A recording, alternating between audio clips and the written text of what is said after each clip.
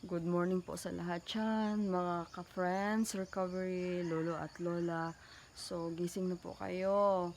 So, it's June 17 ngayon, Tuesday morning. So, 6 o'clock.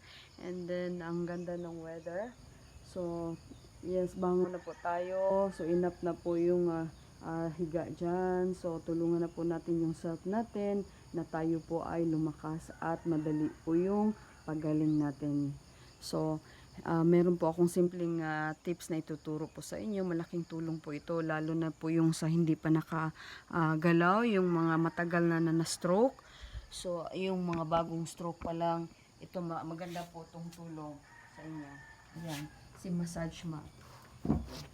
Ang mat po. Matulis po ito, pero napakaganda. So, kung hindi pa po kayo nakabangon, at hindi pa kayo nakalakad o wala pa kayong balance, pwede rin yung umupo at apak-apakan. Ayan. Ayan. Ganyan po tayo. Ayan. Ayan. At saka pwede rin tumayo. Ayan. Apak-apakan po natin. Ayan. Galaw-galaw.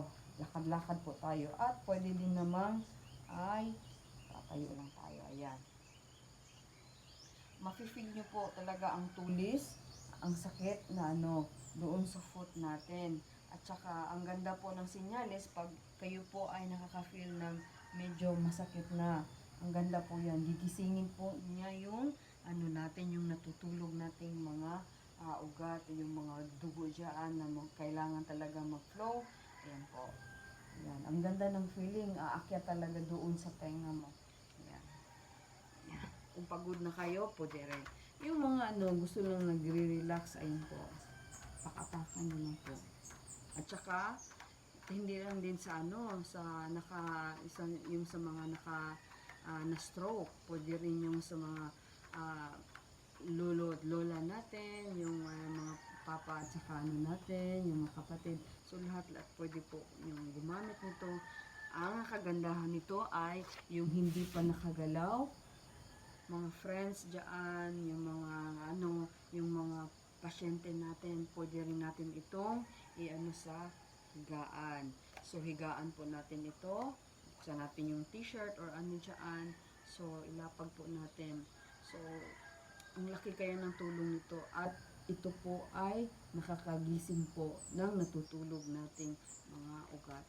So, iyan po ang yung tips ko sa inyo. At malaking tulong po ito sa mga hindi pa nakagalaw dyan, lalo na yung mga matagal na. So, itry nyo po itong massage. Ayan po.